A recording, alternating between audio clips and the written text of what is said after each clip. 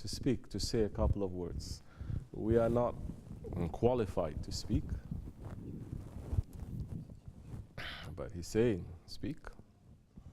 Not that we're qualified, but he's giving us order to speak, so we speak. But we're asking to speak only from his ocean, inshallah, not to speak from our ego.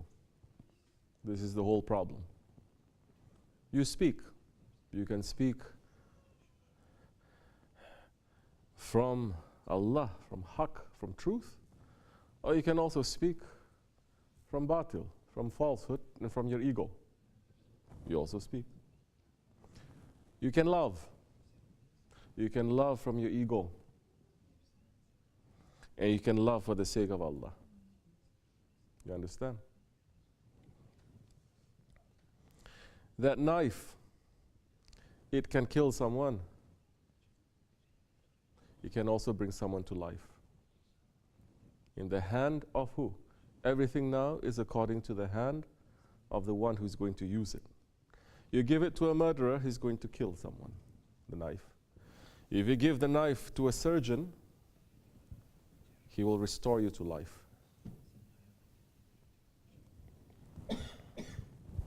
So everything is according to now. Allah has given everything to mankind. How are we going to use that? With whose name? You understand? In the name of our desires or our ego? In the name of this world or in the name of shaitan? Or are we using it in the name of Allah and His Prophet?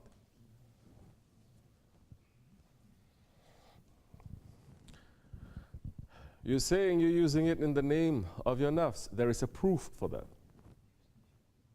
You're saying you're using the name in the name of Allah. There must be a proof for that too. These two, it cannot get mixed up like that. You understand? It cannot get mixed up. Today, somebody said to me, "Oh, we love you very much, Effendi." Maybe they're listening right now. And I said, prepare yourself for hardship. And you're asking me the question, because Shaykh Effendi says, in this way, prepare yourself for hardship. And what is this way? This is the way of the prophets. And Allah is saying, you think you're going to reach to the high stations without us testing you? Understand? So it is going to be difficult. This way. Guaranteed it's going to be difficult. Who is it difficult to? What is it difficult to? It's difficult to your ego. It is difficult to your desires. It is not difficult to your spirit. Your spirit wants this. Your spirit wants to rise up. The ego is pulling it down. The pleasures and treasures of this world, it is very good and very easy to who? To our desires, to the ego. But the pleasures and the treasures of this world, to live just purely for the sake of your ego, how is it treating your spirit? It is suffocating it. It's choking it. It is making it to suffer. It is punishing it. There is difficulty. You understand? There is difficulty. So now that difficulty, did any of the prophets that Allah has sent, 124,000 prophets, that they came and they lived with complete pleasure and complete fun and entertainment? None. In fact, all of them are showing that their way and the reality of this world, there is a measure there of suffering. Not because this world with the plants and the animals and the rainbow and the earth is suffering and is, no. In fact, if you go according to that, you will find paradise here on earth. Because everything that is created here, Allah has created according to His plan. The dunya here is not meaning this dunya. The dunya here is meaning man making the world for himself. according to his desires. You understand? And so, now,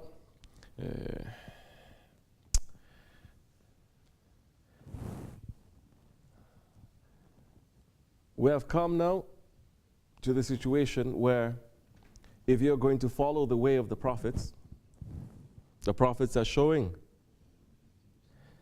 this is not your home. Your home, it is somewhere that you came from and you're going to return to. Now you have to try to remember that. And we remember. Every beauty that you see, every mercy that you feel, you're going to remember from that original home, because this is coming from that. Okay? Are the prophets themselves, they are suffering because they're in this way? Are they cursing and they are complaining? No, they're not. You understand? Even those prophets that are sent to rule, to become kings and sultans, like Hazrati Daud alayhi salam, Hazrati Sulaiman alayhi salam, they were not sitting there enjoying the pleasures and the treasures of this world. They were there ruling properly and bringing people to say, turn your face from this world, turn your face from your own reality to the one who gave you that reality. La ilaha illallah. Don't start worshipping yourself, because you came from somewhere and you're going back to somewhere. So look to that. Remember. So there is going to be difficulty, because now we are here, as the Quran is saying, in asfal safilin, in the lowest of the low. Here is enemy territory. This is not friendly territory. This is not our home. In fact, we're in exile. We are separated. And we are singing. The Spirit is singing to be reunited. Even if you are separated and you enter into the most luxurious place, a palace, you will still feel sad. It will still be empty. If you are separated from your loved one, it is going to be hell wherever you are, because you are separated. This is our spirit. The Spirit is lamenting that. And Allah is calling. 24 hours. Allah is saying, Alastu bi rabbikum. Am I not your Lord? That question was asked on the day of judgment, but not one time in the day of judgment, in that pre-eternity. Allah is asking that question every day, every hour, every second. Allah is asking continuously, am I not your Lord? On that day of promises, we all made a promise to him. We say, yes, we love you and we worship you. You are our Lord. We made that promise. We remember. This is not about religion. Anyone with 2 brain cells understand you are from somewhere and you're going to go back to that somewhere, as Maulana Rumi is saying. Of that I'm certain. You understand?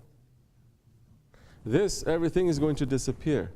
But it is not this that is keeping us alive. It is the Spirit. But the Spirit came from somewhere. It is going to return. The Spirit that is caged in this body now, do you think the Spirit is free? No, it's not. It's suffering. And the prophets came, especially to bring that spirituality, the Sufism, to say how to escape from these 5 senses. So that your spirit is not locked. You're locking your 5 senses, and your spirit may become more free. You understand? So there is going to be. But that suffering,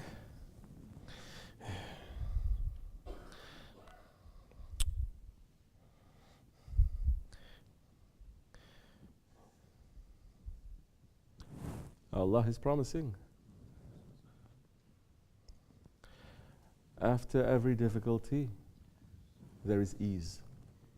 Allah is swearing, verily, repeating twice, second time saying, verily.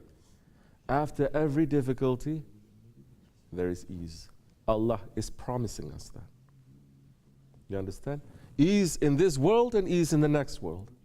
Don't think ease in this world means, okay, I suffer for Allah, now I'm going to get nice car, nice house, nice wife, nice husband, nice this and nice that. No, then you're still stuck in that animal category of the blessings is only according to this world what He's going to give you.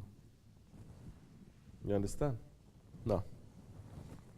That ease now is what has caused you pain before, what was difficult before is going to become easy. You enter 20 years old, 30 years old, 40 years old, 50 years old. Then you start looking back and you say, oh, why was I behaving like that 20 years old? I was crazy. Why I have to? Why I was like that 30 years old? Things start to become easy and clearer to you. I cannot speak for everyone, but those ones who are searching, and Allah make this midlife crisis situation to always happen, to make a person at least when he reach 50 years old, let's say, to say, who am I? Who set me here? What am I doing? What is the meaning of life? What is the meaning of happiness? Those are spiritual questions. Those questions in reality everyone asks when they are teenagers. Who am I? They're starting to question their own identity because fully the maturity is reaching, so they're asking. And now if you're going to drown these questions with pleasures and desires, those ones who are asking, and you're drowning them in pleasures and desires and heedlessness and drunkenness, then you are trapping that spirit there, and you're letting the ego to go wild. It is not going to develop. If he had asked that question from the young age and searching to find that answer, by the time he reaches 40 years of age, that one will be a guide to others. No longer just for himself, for others. If he starts asking that question later on, even if you want to find the answer, you cannot, because this one hand is tied to the world, this one is tied to the desires, this one to shaitan, this one to the ego. This world is holding you tight. You cannot look for these answers because you say, I have so much responsibility in this world that I have to go. But the death is there. The death is certain and it is waiting. You understand? Now do you understand which one is more difficult?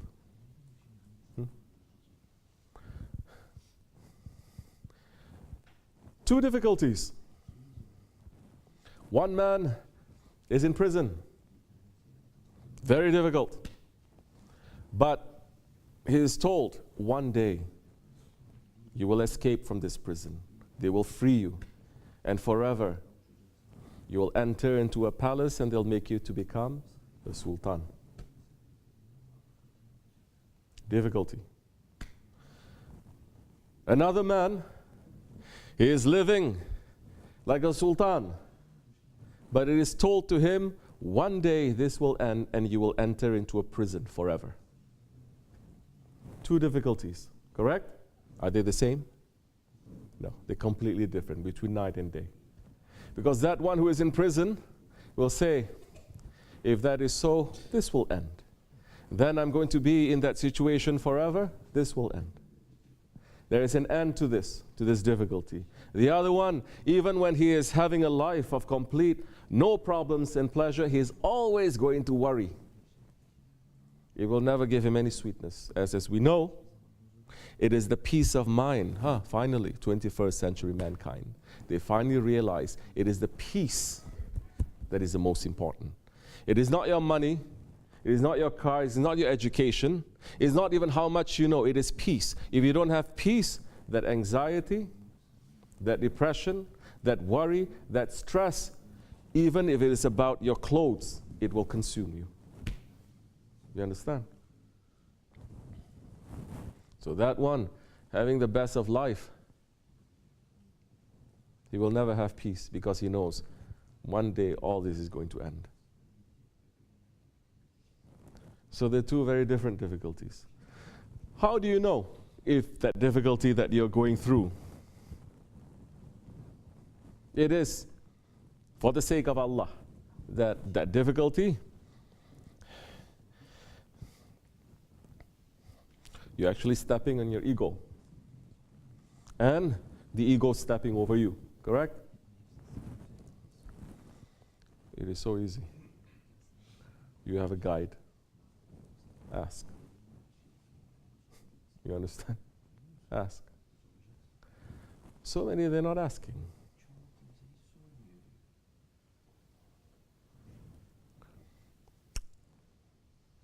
The intelligent man is going to say, I'm not only going to ask in times of difficulty, I'm going to ask in times of ease. You know? If you're in times of difficulty and you're asking, it's already too late. It's like that.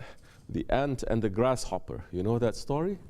Ant and grasshopper? You know that, Adam? No, you don't know. Ali, you know that? Because they don't teach this kind of teaching stories to the young anymore. Every story is just for fun. They read comic books and everything, just for fun, just for entertainment. But all these teaching stories in every faith, in every tradition, teaching people, teaching the young ones, is a story, but teaching them is not your fault. Yeah? Teaching them about the values of life, what is important, what is not important. It was summertime. Everything was plentiful. And you see this ant, what is he doing? He's collecting food and he's storing it. He's working so hard to collect and store it. Weather is nice. Grasshopper said, look at this idiot. You're supposed to enjoy life. Every day there's so much food around. Why I have to do like that? I'm going to enjoy it. He enjoy himself, he eat, he drink, he play. Whole summertime, the ant is storing away the food, storing away the food. The weather turned a little bit cold. Grasshopper say, it's okay. It's not so bad. Ant is quickly now starting to store more and more and more. Winter time comes, everything is barren. There's nothing to eat. The grasshopper is saying, I'm dead now. I cannot do anything. And the ant is nice and comfortable, saying, I've prepared myself now. I've prepared myself for the difficulty that is ahead. The intelligent man looks to the difficulty that is ahead. You ask, you'll get the answer. Those who are not asking, they try to solve by themselves. When they don't know how to do it, they will come up with so many weird theories and ideas and thinkings. Then they're going to think everyone is against them. You understand? Now, it doesn't mean because the Sheikh is going to tell you something, you're going to understand also. So many, they don't understand too much. So many, it's difficult for them to understand. There's so many, it'll take them years to understand. There are so many people that I talk to them, and I look at them and I say, let's pick up this conversation in 5 years' time.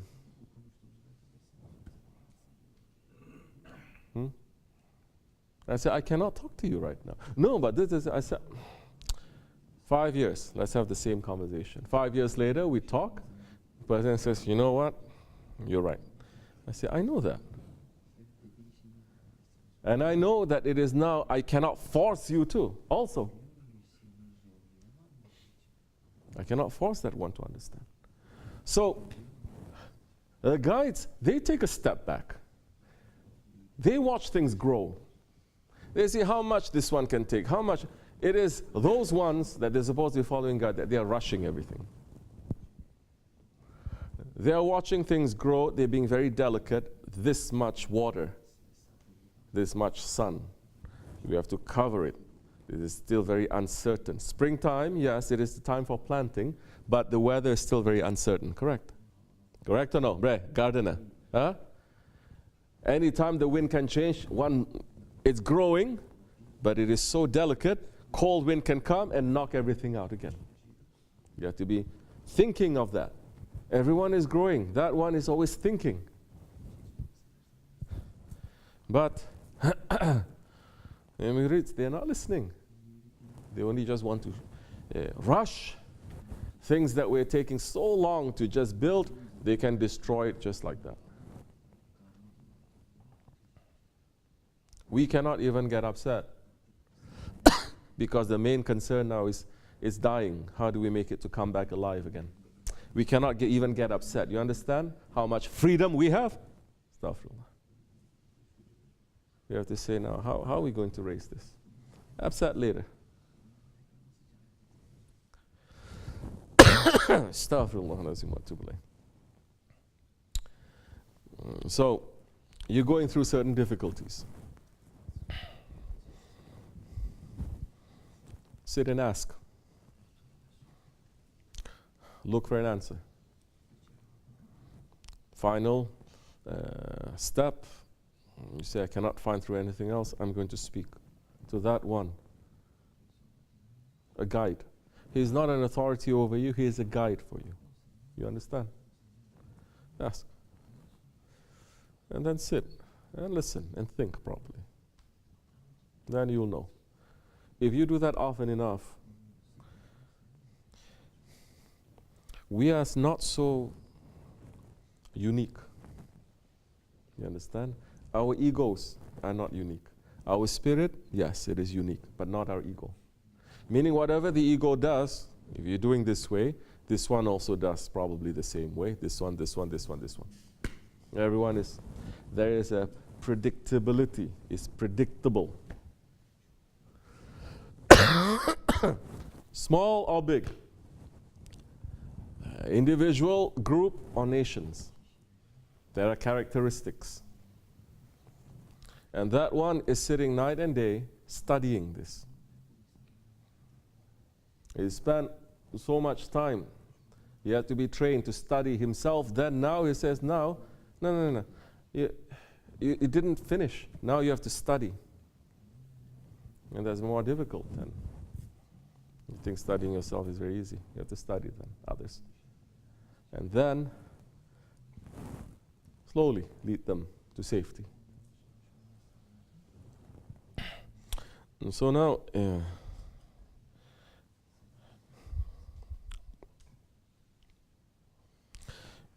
if you are thinking and you're saying, I'm going through this difficulty, how was it 1 year before? Was it the same thing? And then you're going to say, why? What happened before that? You're going to go step by step, thinking how it became to that point. If you keep doing the same thing is happening, there is a pattern there. And then you by yourself, you will know, okay, once upon a time, I came to the road and the road split and I decided to take the wrong way. And this is when I deviated. It kept going, and they're guiding you back to the main road. You come to another split. You've seen that split before. But you say, I can't help myself. I have to take that road. You take another road. It happened again and again and again and again. Usually it is stubbornness. You understand? The anger that completely blinds you. You're not thinking the words that comes out from your mouth. Does this fit into a believer? Does this fit that your Allah and your Prophet, they are watching? Does it fit to the honor of Islam? You're not watching that. The anger completely blinds you. It blinds you so much that you say, whatever that is being built, I'm willing to destroy everything because I'm right, that one is wrong. Usually when people come and they say we have disagreement, okay, which is pretty rare. Never have two people say we have a disagreement, please listen. Yeah. They make a mess and then I have to interfere. Never have two people coming in and say, both of us are wrong. Please, tell us, because I think I'm wrong, and I think I'm wrong.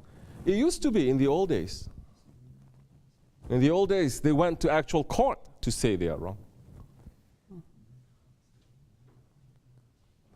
Everyone saying, no, I'm right. I'm right, I'm right, I'm right, I'm right. One day, I'm going to be like Nasruddin Hoja. One man is going to say, Hoja, it's like this. I'm going to listen and I say, you are right. The other one is going to say, no, Hoja, it's not like that, it's like this. And then I'm going to listen and say, you are right. Like Hoja's wife is saying, Hoja, come. They cannot both be right. What are you saying? And Hoja said to the wife, you know what, wife? You are right too. At the end of the day, if you don't want to listen, you know who is wrong? Only I'm wrong. Everyone is right. You understand? Now you know, knowing that this is your idol, are you willing to step back? Are you willing to see? When you are seeing, whose eyes you're seeing through? When you're speaking, whose words you're using?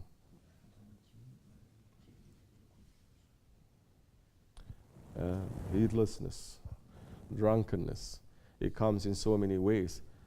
It's not just the drink. You understand? In Islam, it is forbidden to take anything, liquor, that will change your consciousness. That is the physical lesson. But anything that you do to make you drunk.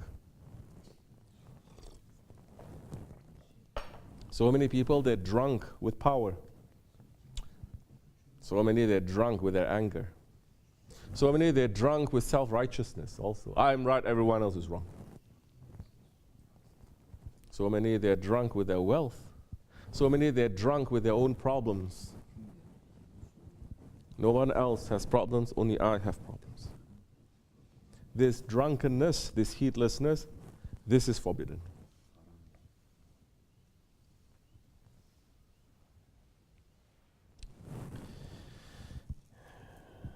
Holy days are here. Are we stepping back to say, oh, why all these are happening? People are questioning, like what you're questioning a little bit, then they understand, oh,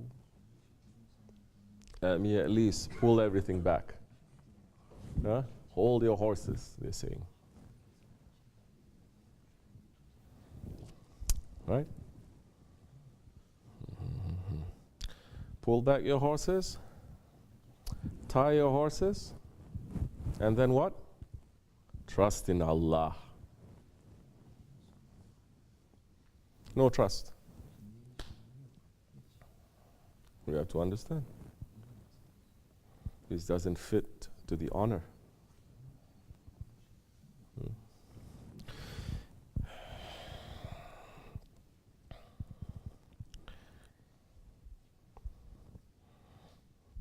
These two things that Shaykh Effendi said, it might seem they are conflicting. Those who are in the way of faith, they get difficulties. But those who are not in the way of faith, they also get difficulties. It might seem that it is conflicting. It is not. Now you understand? Okay? So, understand, Shaykh Effendi said our way is a way that is alive. For some people, they enter into tariqat, everything becomes very easy. For others, everything becomes upside down.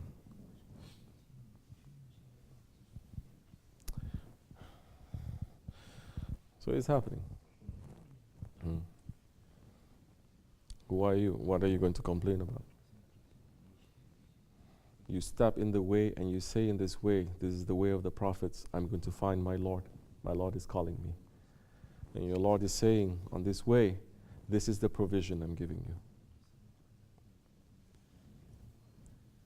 Yes, it's not an easy way. Allah make it easy, inshallah. Then again, I'm saying, what is so difficult? What is so difficult? We are out in the cold. We are starving. Our houses, our properties, our rights being taken away from us every day. What are we suffering? Here, I'm talking about what are we suffering?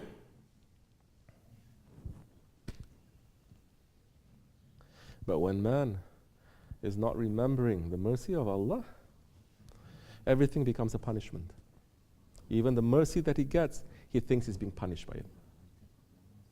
He'll start fighting with it. You understand? You remember that plaque Shavani had? I was complaining because I have no shoes. Until I met a man who has no feet. They say, oh, Sufis believe in these kind of things. That's why they were never moving forward. We say, you don't know your history, you're the most ignorant ones. With this kind of understanding, we're able to reach to the highest level of civilization of this world and beyond too. This is not to stop and retire from the world. When it's necessary, you're going to retire from the world, but it is in your heart you retire from the world. You are in the world, you have to work. You have to do things properly. If your job is what? To build, you have to build. But your heart is not in that building. Your heart is not in that technology. Your heart is not in this world.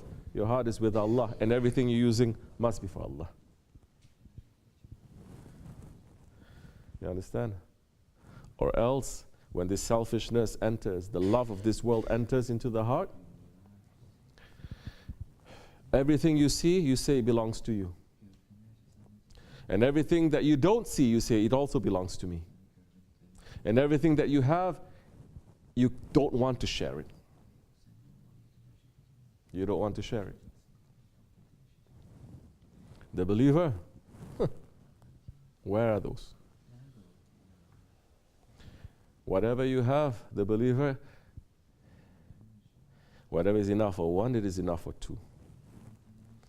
What you have for two, it is enough for three. Oh, these days, you cannot even share. Where it's all going. Allah make us to wake up.